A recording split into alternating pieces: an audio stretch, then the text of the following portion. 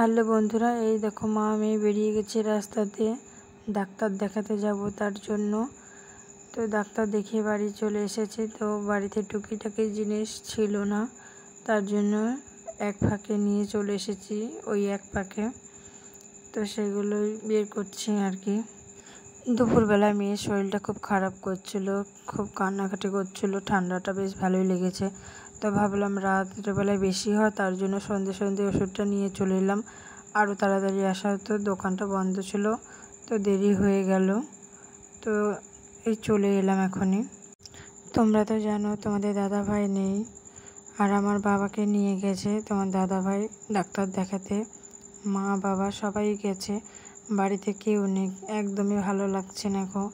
খেতে বসে খাবারও খেতে পারছি না, সবার সাথে একসাথে খাওয়ার অভ্যেস, তো খাবারও খেতে পারছি না, ভালো লাগছে না কিছু না। তো মেয়েও তো সবাইকে খুঁজছে, ওর দিদুম দাদুকে, তো পাচ্ছে না। তো যাই হোক, আমার কাকি একটু ঘোরাচ্ছে, আমার ভাইরা তো ওই মোটামুটি কাটছে।